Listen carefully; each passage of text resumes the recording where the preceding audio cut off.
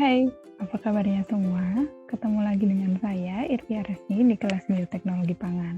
Hari ini kita akan membahas materi kita tentang enzim restriksi. Setelah kita mengetahui jenis-jenis enzim restriksi, sekarang kita akan membahas tentang tata cara pemotongan oleh enzim restriksi. Jadi untuk tata cara pemotongan itu ada dua jenis. Yang pertama ada pemotongan secara vertikal. Nah, untuk pemotongan kedua adalah pemotongan melalui sticky end-nya.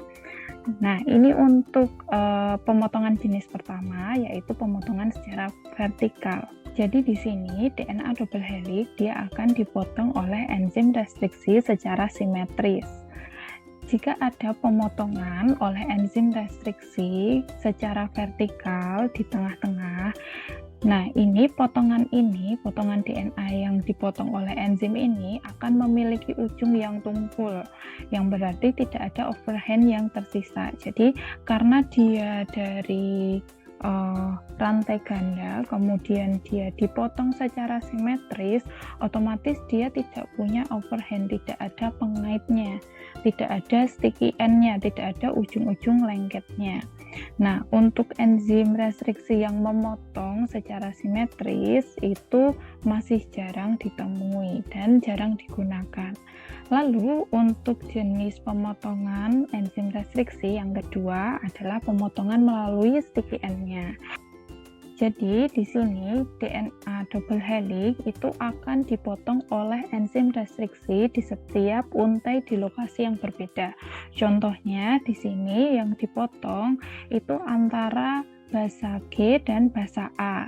Nah, kemudian yang di bawah sama basa G dan basa A pada kedua untaian yang di atas dan untaian yang di bawah. Nah, kemudian nanti hasilnya dia akan meninggalkan beberapa hanging base atau basa yang menggantung. Karena dia dipotongnya itu di sticky end, nanti dia punya basa-basa yang menggantung. Nah, basa yang menggantung ini yang disebut dengan sticky end atau ujung lengketnya. Nah, untuk pemotongan enzim restriksi yang tipe kedua, ini adalah jenis pemotongan yang terbukti lebih mudah digunakan selama percobaan. Karena dia punya sticky end, nanti jadi kalau kita mau menempelkan dengan DNA lain, itu akan lebih mudah. Kemudian ini adalah contoh dari beberapa enzim restriksi beserta area pemotongannya. Contoh yang pertama adalah enzim restriksi jenis ECO1. Di sini untuk jenis ECO1 itu pemotongannya menggunakan prinsip pemotongan pada sticky end-nya. Jadi antara basa G dan basa A. Kemudian dipotong menjadikan dua basa yang menggantung. Jadi dia sticky end-nya dipotong, kemudian hasilnya adalah dua buah basa yang telah terpotong dan menggantung kayak ini.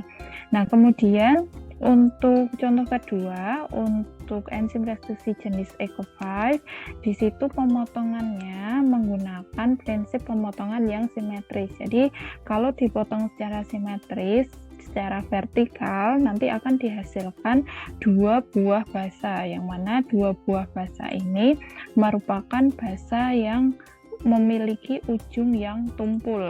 Tadi tidak ada ujung yang menggantung, hanya ujung yang tumpul. Kemudian ini contohnya yang ketiga, sama dengan contoh yang pertama, pemotongannya sama-sama pada antara basa G dan basa A. Nah, kemudian nanti akan dihasilkan dua buah basa yang menggantung.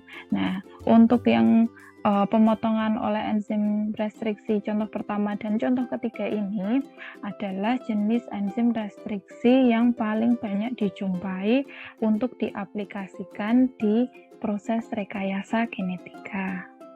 Selanjutnya, ini merupakan gambaran di tabel ini dari enzim-enzim restriksi beserta namanya, kemudian cara pemotongannya, dan yang terakhir adalah bakteri penghasil enzim restriksi tersebut.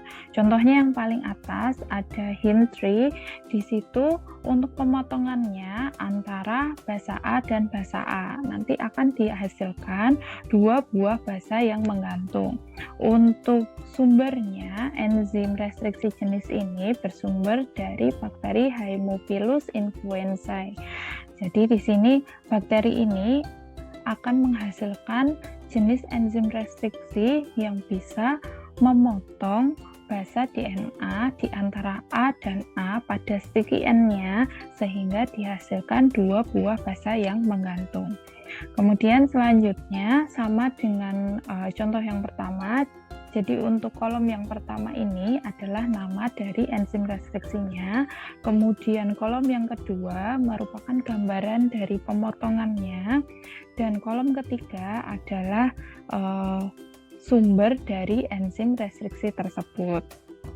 Jadi kalau teman-teman bisa dilihat di kolom kedua itu untuk pemotongannya, jadi ada yang dia bisa memotong 4 pasang basa, ada yang dia memotongnya 2 pasang basa, ada yang dia memotongnya sampai 5 pasang basa. Jadi jenis enzim restriksi nanti juga akan mempengaruhi recognition site-nya. Jadi dia akan memiliki sisi pengenalan yang berbeda-beda.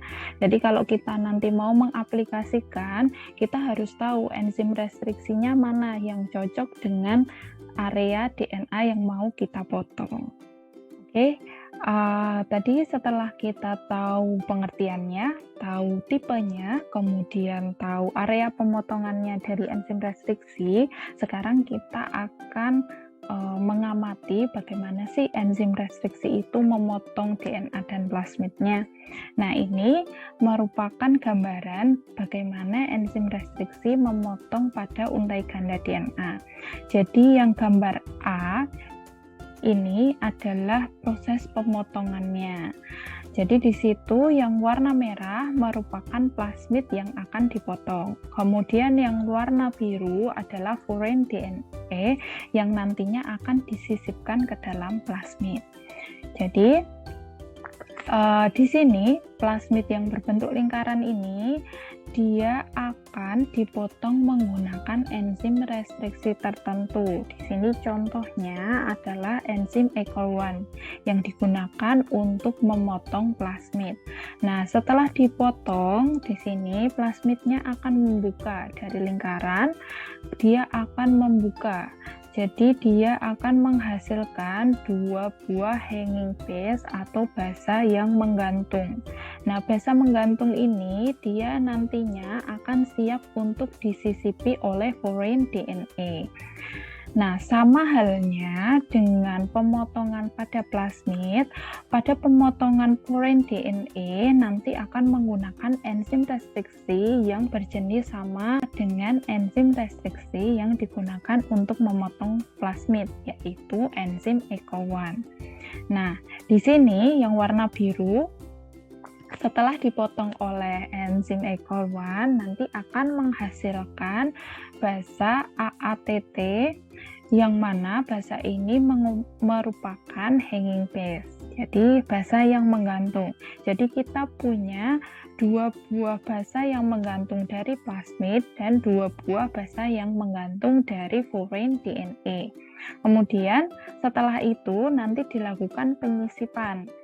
Nah, setelah dilakukan penyisipan, nanti antara 2 buah basa yang menggantung, basa dari plasmid dan basa dari furein DNA nanti akan menempel kayak gitu. Ini contohnya dia akan menggabung, menempel di sini. Dia akan menempel di sini. Nah, setelah menempel basa-basanya sesuai dengan pasangan basanya, nanti dia akan dilekatkan kembali menggunakan enzim DNA ligase.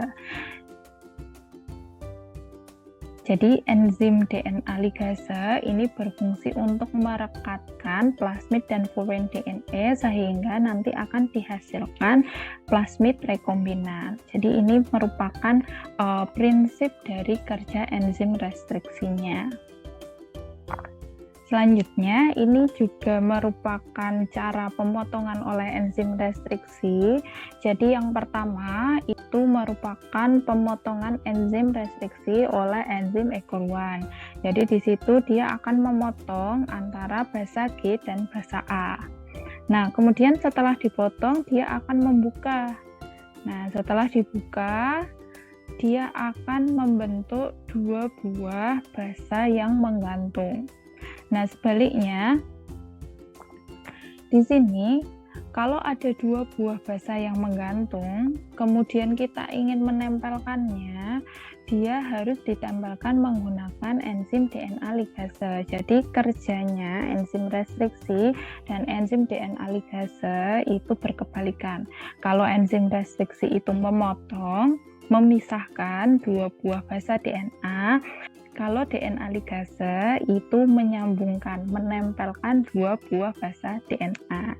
Nah, untuk gambarnya ini merupakan gambar dari enzim restriksi yang berikatan dengan DNA. Jadi di sini adalah gambar pemotongan DNA oleh enzim restriksinya.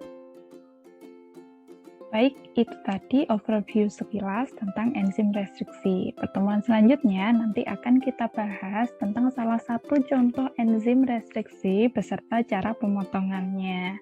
Penasaran kan? Makanya ikuti terus ya video kita. Bye!